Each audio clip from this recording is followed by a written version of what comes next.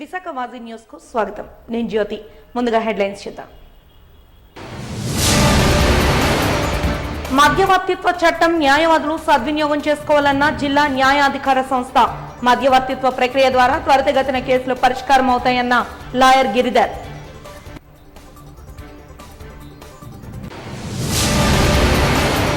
విద్యాశాఖ నియమ నిబంధనలకు విరుద్ధంగా పుస్తకాలు, యూనిఫామ్లను విక్రయిస్తున్న శ్రీ చైతన్య సంస్థ.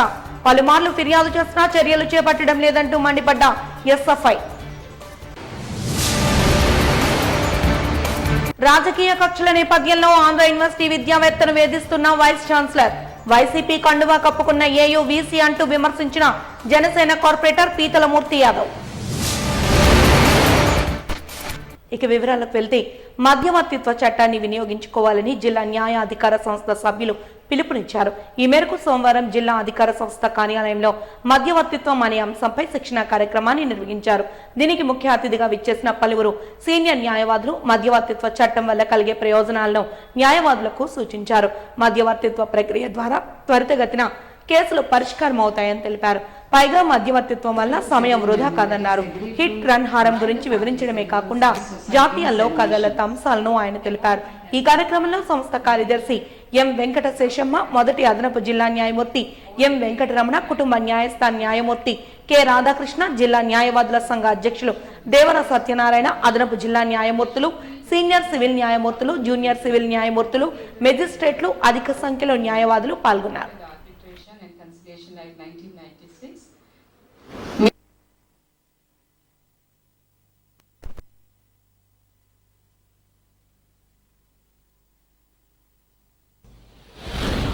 డైరెక్షన్స్ తో AP state legal services authorities వారు ఏర్పాటు చేసిన 40 hours ట్రైనింగ్ ప్రోగ్రామ్ అండి ఇది. This is for mediation and conciliation, how to conduct and how to resolve the disputes between the parties అన్నది. ఒక referral judges, all judges are referral judges here. ప్రతి కేసులోనూ కూడా ఒక స్టేజ్లో మీడియేషన్ కానీ కన్సిలియేషన్ కానీ ట్రై చేయాలి. అంటే ప్రతిదీ కోర్టుకు వెళ్ళి కోర్టులోనే పరిష్కారం అంటే కొద్దిగా టైం అవుతుంది కాబట్టి మధ్యలో ఒక స్టేజ్లో సెటిల్మెంట్ చేసుకునే అవకాశం పార్టీలకు ఇస్తుంది అన్నమాట కోర్టు. అప్పుడు పార్టీస్ వాళ్ళంత వాళ్ళు ముందుకు రావచ్చు. కోర్టు కంపల్సరీ మేము రిఫర్ చేస్తాం, డిస్ట్రిక్ట్ లీగల్ సర్వీసెస్ అథారిటీకి రిఫర్ చేస్తాం. అక్కడ మీడియేటర్స్ ఉంటారు. ఆ మీడియేటర్స్ వీళ్ళ మధ్య ఉన్న ఇష్యూ ఏంటి, డిస్ప్యూట్ ఏంటి, అది సెటిల్ చేయబడేదా చేయలేనిదా అని చూసి ఇన్ కేస్ సెటిల్ అయ్యే పరిస్థితి ఉంటే వాళ్ళకి లీగల్గాను ప్రాక్టికల్గాను వాళ్ళ డిస్ప్యూట్స్ చూసి అది సెటిల్ చేసే పరిస్థితి తీసుకొచ్చి వాళ్ళకి సెటిల్మెంట్ టర్మ్స్ రాస్తారు. This is a small procedure. నేను మీకు ఎక్స్ప్లెయిన్ చేసిన ఫుల్ ప్రొసీజర్ కాదు ఇది. It's a long procedure. And దీని మీద రిఫరల్ జడ్జెస్కి ఈరోజు ట్రైనింగ్ ఏర్పాటు చేయబడింది. ఈ ట్రైనింగ్ శ్రీకాకుళం, విజయనగరం అండ్ విశాఖపట్నం, ఇది 5 స్టేజెస్గా పెట్టారు. చాలా పెద్ద యుద్ధ ప్రాతిపదిక మీదే పెట్టారు. ఎందుకంటే ఇది ఇప్పుడు చాలా రిక్వైర్మెంట్ ఉంది. ఇప్పుడు సెటిల్మెంట్స్ అయితే పార్టీలు తొందరగా రిజాల్వ్ చేసుకొని వారి యొక్క డిస్ప్యూట్ని ఎండ్ చేసుకునే పరిస్థితి ఉంటుంది. కాబట్టి ఈ మీడియేషన్ అన్నది చాలా ఆవశ్యకత ఉంది అని చెప్పి ఇప్పుడు జిల్లాలో ఉన్న 500 దగ్గర 560 పైన ఉన్నాం మేము. అందరికీ కూడా irrespective of their cadre, district judges, civil judges, junior senior ఉంటారు, సీనియర్ అండ్ జూనియర్ డివిజన్ ఉంటారు. అందరికీ కూడా ఈ ట్రైనింగ్ ఏర్పాటు చేయబడింది. తెలుగుదేశం పార్టీకి ఓటు వేశామని చెప్పడమే వారు చేసిన నేరం అంటూ ఉత్తర నియోజకవర్గ కూటమి ఎమ్మెల్యే అభ్యర్థి విష్ణుకుమార్ రాజు అన్నారు. బర్మా కాలనీ దాడి కేసులో బాధితుల విషయమై మాజీ ఎమ్మెల్యే విష్ణుకుమార్ రాజుపై పోలీసులు సుమోటోగా కేసు నమోదు చేశారు. స్టేషన్ బెయిల్ అనంతరం కంచరపాలెం పోలీస్ స్టేషన్ ఆవరణలో ఆయన మీడియాతో మాట్లాడుతూ తాను చట్టపరంగా న్యాయపరంగా ఎటువంటి తప్పు చేయలేదన్నారు. నిందితులపై కేసు పెట్టే క్రమంలో బాధితులకు కేజీహెచ్ మెడికల్ సర్టిఫికేట్లు అవసరమని, కానీ కేజీహెచ్లో బాధితుల గోడు వినేవారు ఎవరంటూ ప్రశ్నించారు.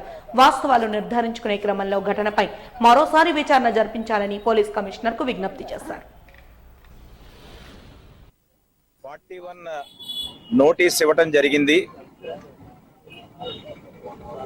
దాని ప్రకారం సుమోటో అంటారు దీన్ని, సుమోటోగా యాక్షన్ తీసుకొని ఎఫ్ఐఆర్ ఇష్యూ చేయడం జరిగింది.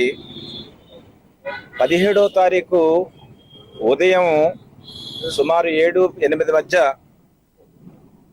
ఈ బర్మా క్యాంపులో ఉండేటువంటి ఎవరికైతే ఇంజురీస్ జరిగాయో వాళ్ళు విష్ణుకుమార్ రాజు గారి ఆఫీస్కి రావటం, విష్ణుకుమార్ రాజు గారిని వాళ్ళ బాధలు చెప్పుకోవటం, ఎందుకు కొట్టారు అనేటువంటిది, ఈ వూండ్స్ ఎలాగొచ్చాయి, పోలీస్ స్టేషన్కి ఉండేటువంటి పరిస్థితి ఏమిటి, అలాగే కేజీహెచ్లో వారికి ఏ విధమైనటువంటి ట్రీట్మెంట్ ఇచ్చారు, ఆ ట్రీట్మెంట్ ఇస్తూ వాళ్ళని హెడ్ ఇంజురీస్ ఉండకుండా వాళ్ళు సరిగ్గా పరిగణ తీసుకోకుండా తెల్లవారుజాముకే అతను వాళ్ళని బయటికి పంపించేసినట్టు, డిశ్చార్జ్ సమ్మరీ కూడా మాకు ఇవ్వలేదు అని చెప్పి వారు చెప్పడంతో వారు కూడా ఇన్ రైటింగ్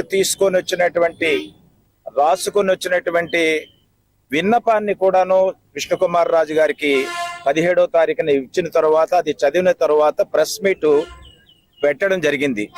నాకు ఊహ తెలిసినప్పటి నుంచి నేను రాజకీయంలో 10 సంవత్సరాల నుంచి ఉన్నాను. అప్పటి నుంచి కూడా ఇది ఒక వింతైన విచిత్రమైన పరిస్థితి. ఎవరైతే బాధితులు వచ్చారో బాధితులు గోడు విన్నాక వారికి అన్యాయం జరిగిందేమో అనే ఉద్దేశంతో పోలీస్ యంత్రాంగం వారు తగిన చర్యలు తీసుకోవాలి అని చెప్పి మేము ప్రెస్ మీట్ పెడితే, ఆ బాధితులతో పాటు వారు కూడా ఉన్నారు. అప్పుడు ప్రెస్ మీట్ పెడితే మాకు 41 year నోటీస్ ఇచ్చి రకరకాల సెక్షన్లు పెట్టి మా పైన ఈ విధంగా అరెస్ట్ చేసి మళ్ళీ ఇప్పుడు బెయిల్ పైన స్టేషన్ బెయిల్ మీద బయటికి రావడం జరిగింది. అంటే వాక్ స్వాతంత్ర్యం ఉందా లేదా, లేకపోతే చట్టాలని మార్చవలసిన అవసరం ఉందా లేదా అనేది ఒకసారి మళ్ళీ రివ్యూ చేసుకోవాల్సిన పరిస్థితి తీసుకుని వచ్చారు. సరే, ప్రెస్ వాళ్ళు కూడా రాశారు, వాళ్ళకి పైన కూడా ఈ నోటీసులు ఇచ్చినట్టుగా తెలిసింది. అంటే రాజద్రోహం తప్ప మిగిలినవన్నీ చేసినట్టుగా నాకైతే ఈ సెక్షన్లో నాకు అంత లీగల్ నాలెడ్జ్ లేదు.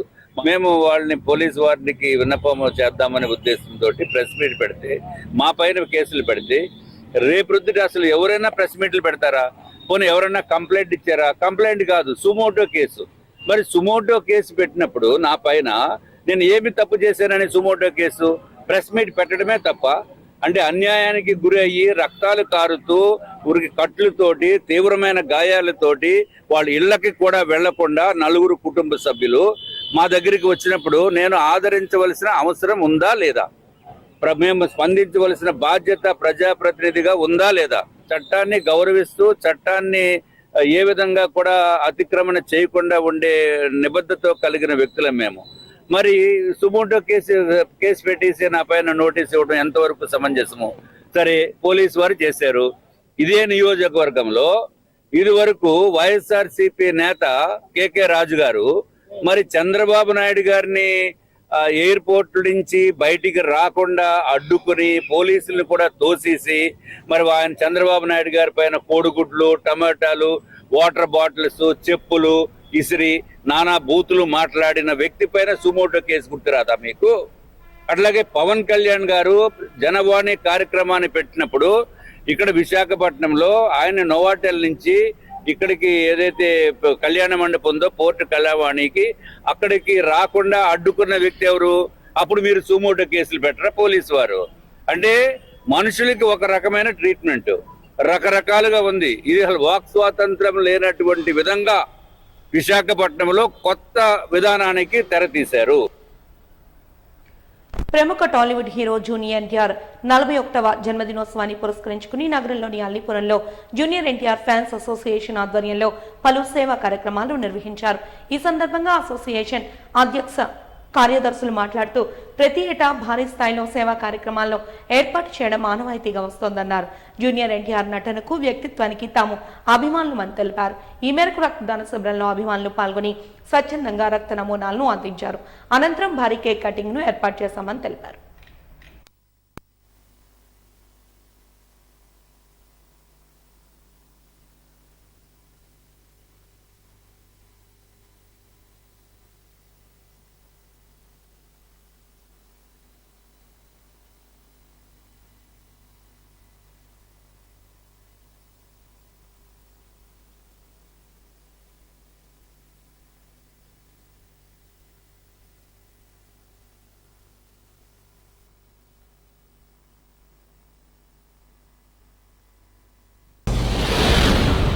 ఇది మా తారకన్నకి 41 బర్త్డే.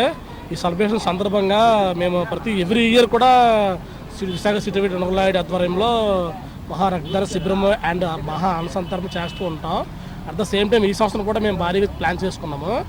మీరు చూసారు కదా, ఏదో బ్లడ్ బ్యాంక్ అండ్ మధ్యాహ్నం అనుసంధానం కూడా జరుగుతూ ఉంటుంది. మధ్యాహ్నం మార్నింగ్ 6 గంటలకి పూజా కార్యం జరిగిపోయింది. ఆల్మోస్ట్ ఈవినింగ్ 5 గంటలకి కేక్ కటింగ్ మా సరస్వతి పార్క్ థియేటర్ వద్ద భారీ కేక్ కటింగ్ జరుగుతుంది.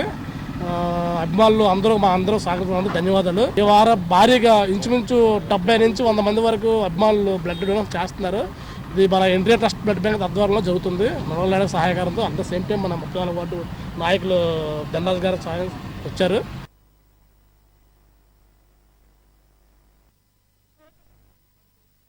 వైద్య శిబిరం సీరత్ కమిటీ నిర్వహించడం అభినందనీయమని ఉత్తర నియోజకవర్గం వైఎస్ఆర్ కాంగ్రెస్ పార్టీ ఎమ్మెల్యే అభ్యర్థి కేకే రాజు అన్నారు.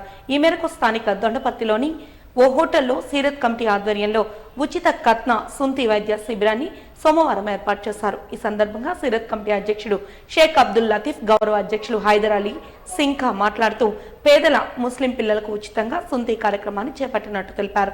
ఈ సందర్భంగా వారు మీడియాతో మాట్లాడుతూ సుమారు 250 మంది పేద ముస్లిం పిల్లలకు ఉచిత సుంతి కార్యక్రమాన్ని నిర్వహించినట్లు తెలిపారు. ముస్లిం సాంప్రదాయం ప్రకారం ఇస్లామిక్ ధర్మంతో ఈ కార్యక్రమం ప్రతి ఏటా నిర్వహిస్తున్నామని వెల్లడించారు.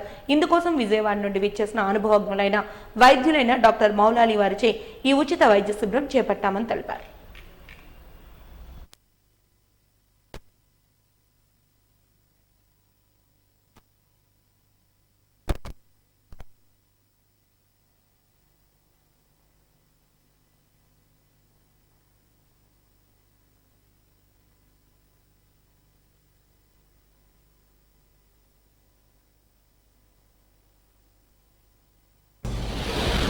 मेरे सीरत कमेटी का सदर हूँ मैं ఎస్ఏ లతీఫ్.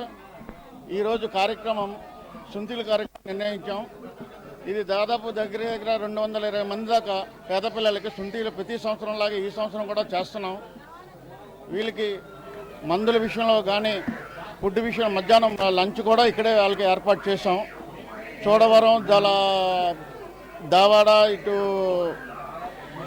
దూరం నుంచి వస్తున్నారు. వాళ్ళందరికీ కూడా సదుపాయాలు అన్ని సౌకర్యాలు కూడా మేము చూసుకొని ఉచితంగా వాళ్ళకి చేస్తున్నాం. ఈ సీరత్ కమిటీ సభ్యులు అందరూ కలిసి కట్టుగా ఉండి ఈ కార్యక్రమం నిర్ణయిస్తున్నాం. ఇది సీరత్ 90 నుంచి చేస్తున్నాం. విశాఖపట్నంలో రైల్వే న్యూ కాలనీలో ఉన్న సింకా గ్రాండ్లో విశాఖపట్నంలో ఉన్న ముస్లిం పెద్దలందరూ కూడా సీరత్ కమిటీ ఆధ్వర్యంలో ముస్లింలు ముఖ్యంగా బాలులకు సంబంధించి పవిత్రంగా భావించే సుంతి కార్యక్రమాన్ని ఈరోజు పెద్ద ఎత్తున చేపట్టడం జరిగింది. ఎందుకంటే ఇది సామూహికంగా ఈ సుంతి కార్యక్రమాన్ని చేపట్టి వారికి మందులు ఫుడ్ అరేంజ్ చేయడంతో పాటు ఒక అవేర్నెస్ వచ్చే విధంగా, ఎందుకంటే ఇది ఆరోగ్యానికి భవిష్యత్తులో ఆరోగ్యానికి మంచిది.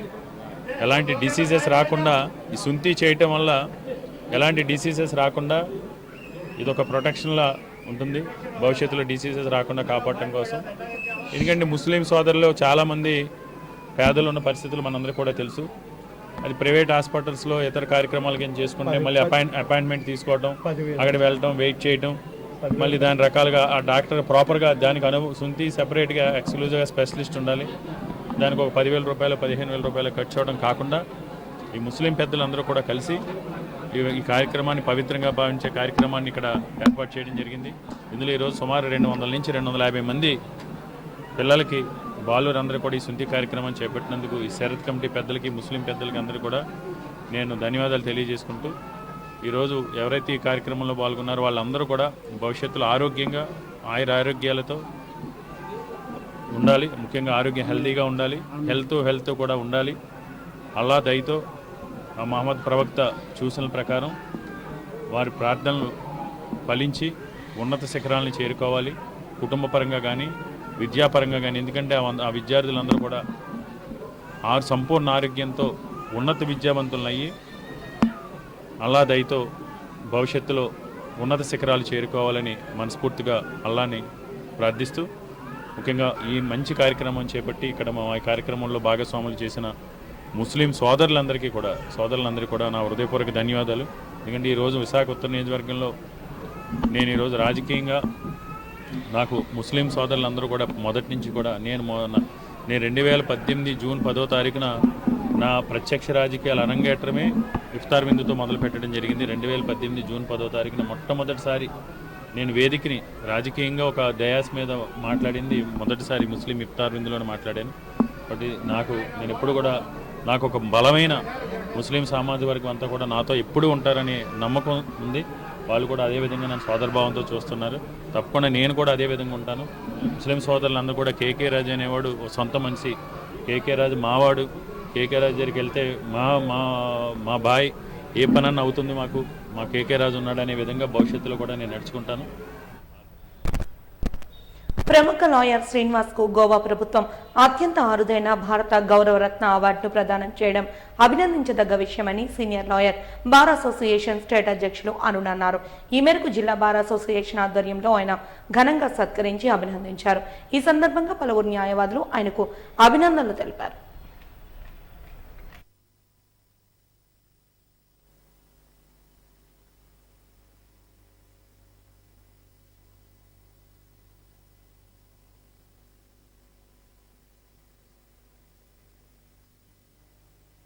మరి సత్య శ్రీనివాస్ ప్రసాద్ గారికి శాలుతో సన్మానిస్తారు.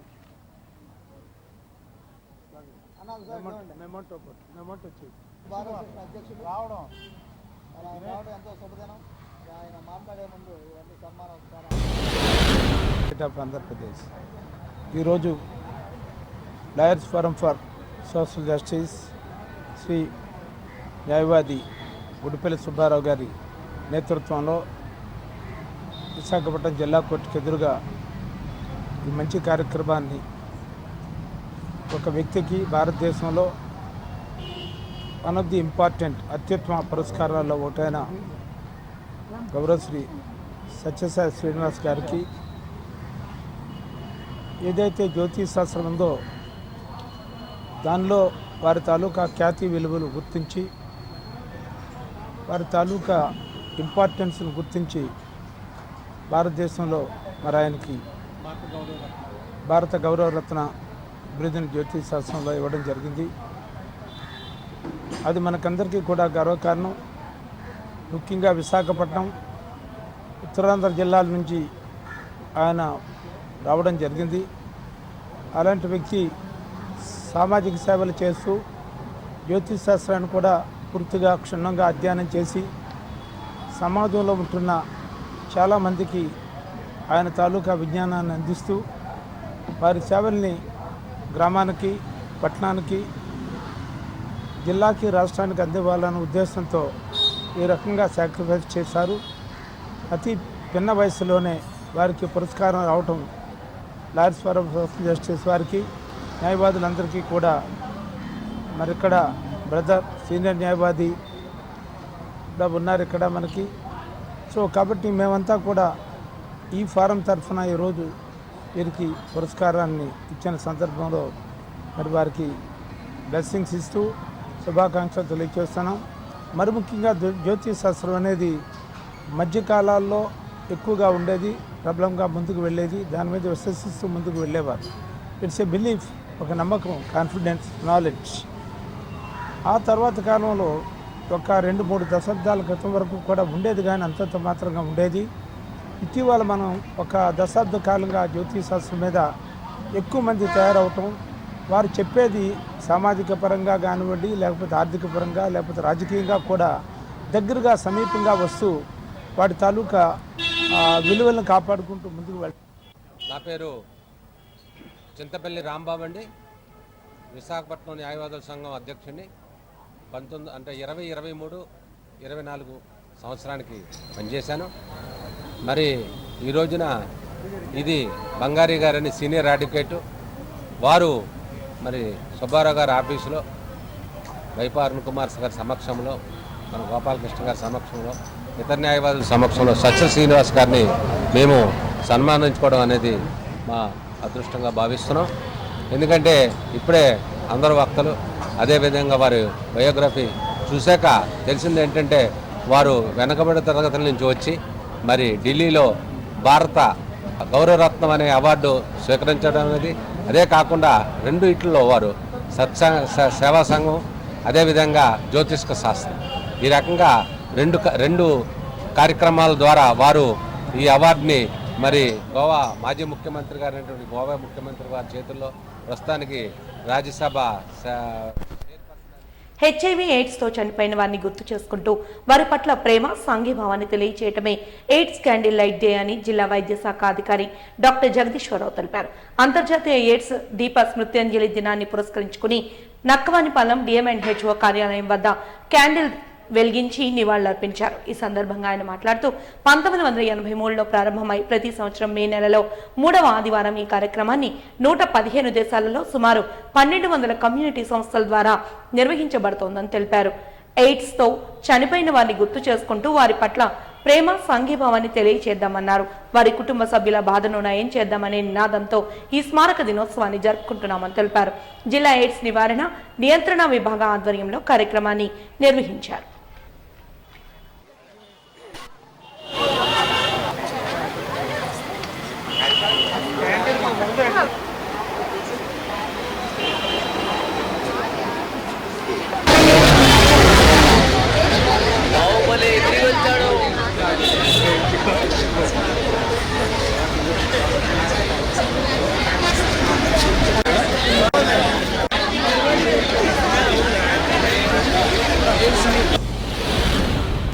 మనకి ఈరోజు విశాఖపట్నం జిల్లాలో మే 19వ తారీఖు ప్రతి సంవత్సరము ఈ క్యాండిల్ లైట్ సంబంధించిన ప్రోగ్రామ్ని అయితే మనం ఈవినింగ్ టైము కండక్ట్ చేస్తున్నాము. ఇది దేని నిమిత్తం కండక్ట్ చేస్తున్నామంటే 41వ సంవత్సరము ఈరోజు మన హెచ్ఐవి బాధిత నుంచి చనిపోయిన వాళ్ళ జ్ఞాపకార్థము ఈ ప్రెజెంట్ ఈ క్యాండిల్ లైట్ సంబంధించిన ప్రోగ్రామ్ని రాష్ట్రం మొత్తము కూడా మనకి జరుపుకుంటున్నారు. ఇది ఈరోజు మరి మే 19 ఈరోజు సాయంకాలము ఈ విశాఖపట్నం జిల్లా డిఎంఎండ్హెచ్ ఆఫీస్ నుంచి మా ప్రోగ్రామ్ ఆఫీసర్సు అలాగే డిఎల్ఓ ఆఫీస్ సంబంధించిన అన్ని సిబ్బంది కూడా అలాగే ట్రాన్స్జెండర్సు మిగతా directly or indirectly involved in this కంపైన్లో పార్టిసిపేట్ చేసి మనకి ఇక్కడి నుంచి ఈ ఒక ప్రొసెషన్ లాగా వెళ్ళి మళ్ళీ వాళ్ళ గుర్తు నిబంధనలకు విరుద్ధంగా కాలేజీలో పుస్తకాలను విక్రయిస్తున్న విషయాన్ని తెలుసుకుని అడగడానికి వెళ్లిన ఎస్ఎఫ్ఐ నాయకులపై రామాటాకీస్ వద్ద ఉన్న శ్రీ చైతన్య కాలేజ్ యాజమాన్యం రౌడీయిజానికి పాల్పడుతోందని స్టూడెంట్ ఫెడరేషన్ ఆఫ్ ఇండియా జిల్లా అధ్యక్షులు అజయ్ తెలిపారు. ఈ మేరకు రామాటాకీస్ శ్రీ చైతన్య కాలేజ్ వద్ద వారు నిరసన తెలియజేశారు. ఈ సందర్భంగా వారు మాట్లాడుతూ గతంలో ఇదే విధంగా నియమ నిబంధనలకు విరుద్ధంగా ప్రవర్తించిన అనేక కళాశాలలపై అప్పటి విద్యాశాఖ అధికారులు చర్యలు చేపట్టారని గుర్తు చేశారు. కానీ ఇప్పటి ఆర్ఈఓ ఎన్నిసార్లు ఫిర్యాదు చేసినా స్పందించడం లేదని ఆరోపించారు. యాజమాన్యం ఇచ్చే తాయిలాలకు అధికార యంత్రాంగం చూసి చూడనట్టు వ్యవహరిస్తోందంటూ మండిపడ్డారు. దీనిపై రాష్ట్ర వ్యాప్తంగా నిరసనలకు పిలుపునిచ్చామని తెలిపారు.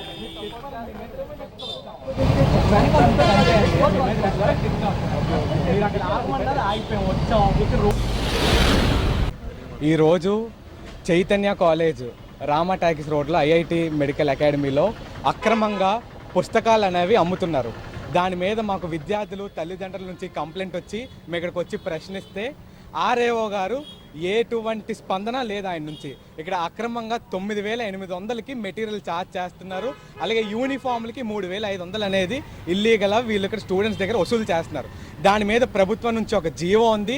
ఆ జీవో కూడా ఇక్కడ కరెక్ట్గా అమలు చేయట్లేదని మా కంప్లైంట్లు రావడం వల్ల మేము ఎస్ఎఫ్ఐ తరపున ఇక్కడికి 3 గంటల క్రితం వచ్చాం. ఇప్పటికి ఆర్ఏఓ గారు ఫోన్లు ఎత్తట్లేదు. అలాగే పోలీసులు కూడా అసలు ఆర్ఏఓ గారి దగ్గరికి వెళ్ళమంటున్నారు తప్ప ఇక్కడ మమ్మల్ని చిన్న ధర్నా కూడా చేయనివ్వట్లేదు. కాబట్టి దీన్ని బట్టి ఏమవుతుందంటే పోలీసులు మేనేజ్మెంట్తో కుమ్మక్కయ్యారు. కాబట్టి ఆర్ఏఓ గారు తక్షణమే ఇక్కడికి వచ్చి స్పందించి ఆ మెటీరియల్ అనేవి వెంటనే సీజ్ చేయించాలి. ప్రభుత్వం నిబంధనలకి ఎటువంటి ప్రైవేట్ కళాశాలైనా ఇలాంటివే చేస్తే మేము ఎస్ఎఫ్ఐగా చర్యలు అనేవి కంపల్సరీగా తీసుకుంటాం. అలాగే దీని మీద కూడా మేము ఎస్ఎఫ్ఐగా రాష్ట్ర వ్యాప్తంగా ఉద్యమం అనేది చేస్తాం. కాబట్టి ఇంతసేపు అయినంత వరకు కూడా ఆర్ఏఓ గారు రావట్లేదంటే దీన్ని ఏమనుకోవాలి? ఆర్ఏఓ కంపల్సరీగా చైతన్య మేనేజ్మెంట్తో కుమ్మక్కయ్యారు. దీన్ని మేము ఎస్ఎఫ్ఐగా తీవ్రంగా వ్యతిరేకిస్తున్నాం. ఇప్పుడు ఆర్ఏఓ గారు వచ్చి ఈ మెటీరియల్ సీజ్ చేసేంత వరకు మేము ఎస్ఎఫ్ఐగా పోరాడుతూనే ఉంటాం. ఆయన వచ్చి సీజ్ చేసేంత వరకు మేము ఎక్కడ ఉంటామని మీడియా ముఖంగా మీ అందరికీ తెలియజేస్తున్నాం. మా దగ్గర మాకు పేరెంట్స్ నుంచి అలాగే స్టూడెంట్స్ నుంచి కంప్లైంట్లు వచ్చాయి. ఆ పేపర్ ఇది ఇక్కడ క్లియర్గా అడ్మిషన్ ఇన్ఫర్మేషన్కి వస్తే ఇక్కడ మీరు చూడొచ్చు. బుక్స్కి ఇవ్వండి, బుక్స్కి 9,800, 9,800, అలాగే యూనిఫామ్కి 3,600. ఇది చైతన్య ఆ అడ్మిషన్ చేసే పిఆర్ఓలు బ్రోకర్లు ఇచ్చింది ఇది. ఓకేనండి, అడ్మిషన్లకు ఎవరు వచ్చినా ఇస్తారనమాట. ఇక్కడ క్లియర్గా రాశారు మెటీరియల్కి 9,800 అని. దీన్ని మేము ఆధారంగా తీసుకొని అడ్మిషన్లకు వచ్చిన వాళ్ళు మాకు ఇది ఇచ్చారనమాట. ఇలా ఇక్కడ ఇల్లీగల్గా మెటీరియల్ కలెక్ట్ చేస్తున్నారని. ఇప్పుడు మనం ముందు కూడా చూసుకున్నట్టయితే నారాయణ కళాశాలలో కూడా ఇటువంటి విధంగానే అమ్ముతుంటే అప్పుడు పాత ఆర్ఏఓ సత్యనారాయణ గారు వెంటనే వచ్చి స్పందించారు. దానికి మీడియా వాళ్ళు మీరు కూడా వచ్చారు, అప్పుడు వెంటనే స్పందించి సీజ్ చేయించారు. అలాంటిది ఇప్పుడు ఈ ఆర్ఏఓ ఎందుకు ఇలాంటివి చేయించట్లేదు? దీని ప్రకారం మనకి ఏం తెలుస్తుందంటే ఈ ఆర్ఏఓ కుమ్మక్కయ్యారు మేనేజ్మెంట్తో. దీన్ని ఎస్ఎఫ్ఐగా తీవ్రంగా వ్యతిరేకిస్తున్నాం. ప్రసాద్ రెడ్డి వైస్ ఛాన్సలరా, వైఎస్ఆర్ ఛాన్సలరా అంటూ జనసేన కార్పొరేటర్ పీతలమూర్తి యాదవ్ ప్రశ్నించారు.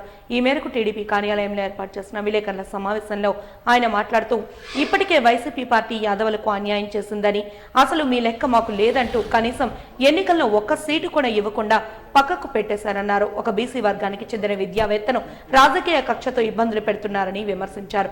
విశాఖ గాజువాక అభ్యర్థి మాజీ ఎమ్మెల్యే పల్లా శ్రీనివాసరావు సతీమణి డాక్టర్ లావణ్యాదేవి ఎన్నికల ప్రచారంలో పాల్గొన్నారనే నెపంతో ఏయువీసీ ప్రసాద్ రెడ్డి సస్పెండ్ చేశారన్నారు.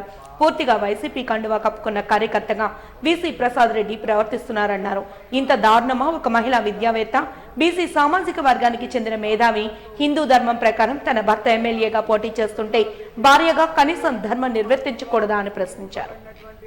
రిజిస్ట్రార్ జేమ్స్ స్టీఫెన్ వీరిద్దరూ కూడా సాక్షాత్తు తెలుగుదేశం పార్టీ కుటుంబానికి మొట్టమొదటి నుంచి కూడా వెన్నుదన్నుగా ఉన్నటువంటి పల్లా సింహాచలం గారి కుటుంబం, ఒక మాజీ ఎమ్మెల్యే పల్లా సింహాచలం గారు, రాజకీయ నేపథ్యం గల కుటుంబం. పల్లా శ్రీనివాస్ గారు గాజువాక ఎమ్మెల్యే అభ్యర్థిగా పోటీ చేసిన సందర్భం అప్పుడు అదే గాజువాక నుంచి ఎమ్మెల్యేగా గెలిచి ప్రాతినిధ్యం వహించినటువంటి సీనియర్ ఎమ్మెల్యే, విశాఖపట్నం పార్లమెంటేరియన్ గా పోటీ చేసి నిలబడినటువంటి ఒక విజ్ఞతతో కూడుకున్నటువంటి మంచి వ్యక్తి పల్లా శ్రీనివాస్ గారు. అంటే తెలుగుదేశం పార్టీ అభ్యర్థి పల్లా శ్రీనివాస్ గారు భార్య ఆంధ్ర విశ్వవిద్యాలయంలో అసిస్టెంట్ ప్రొఫెసర్ గా చేస్తున్నటువంటి కంప్యూటర్ సైన్స్ డిపార్ట్మెంట్ లో జి లావణ్యదేవి గారిని కక్ష కట్టి వైసీపీ ప్రభుత్వం వచ్చిన దగ్గర నుంచి కూడా అనేక విధాలుగా మంచి విద్యావంతురాల్ని, ఒక అధ్యాపకురాల్ని, యాదవ జాతిని అవమానించేలాగా,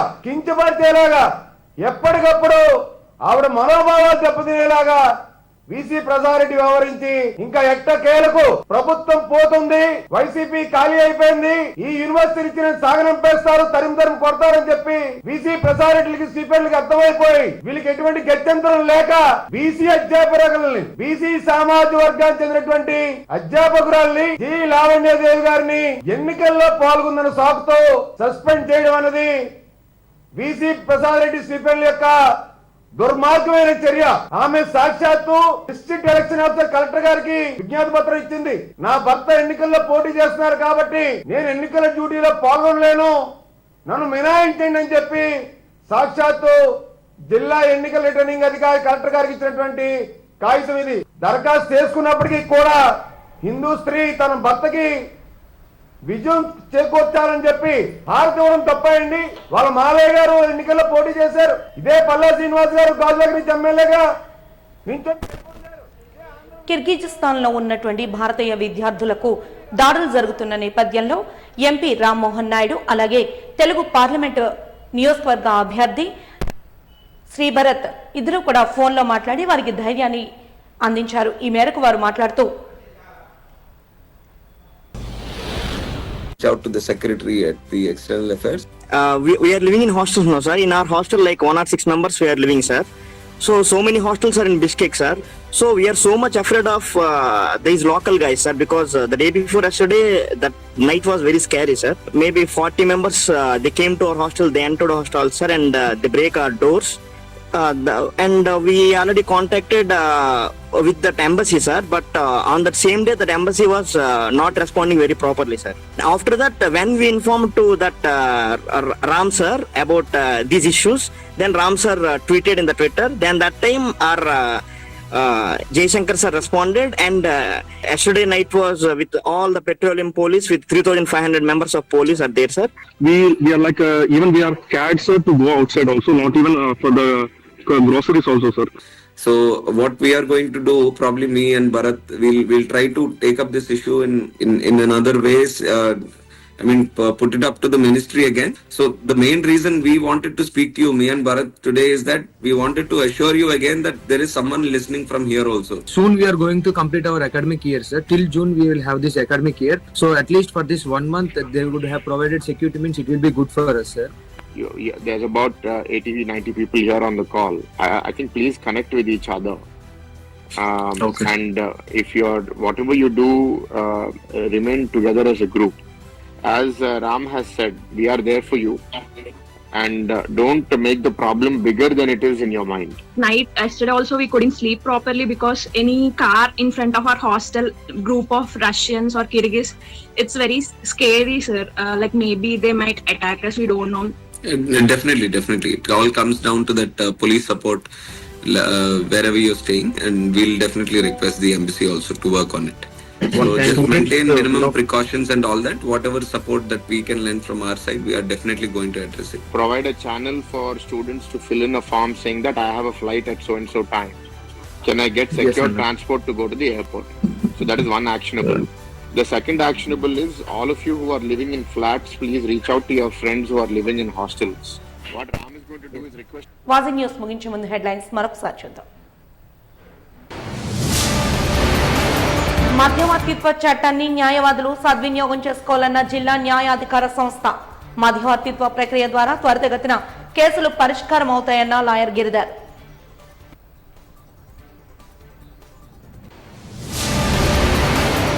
విద్యాశాఖ నియమ నిబంధనలకు విరుద్ధంగా పుస్తకాలు, యూనిఫామ్లను విక్రయిస్తున్న శ్రీ చైతన్య సంస్థ. పలుమార్లు ఫిర్యాదు చేసినా చర్యలు చేపట్టలేదంటూ మండిపడ్డ ఎస్ఎఫ్ఐ. రాజకీయ కక్షల నేపథ్యంలో ఆంధ్ర యూనివర్సిటీ విద్యావేత్తను వేధిస్తున్న వైస్ ఛాన్సలర్. వైసీపీ కండువా కప్పుకున్న ఏయూ వీసీ అంటూ విమర్శించిన జనసేన కార్పొరేటర్ పీతలమూర్తి యాదవ్. వాజీ న్యూస్ ఇంతటితో సమాప్తం. నమస్కారం.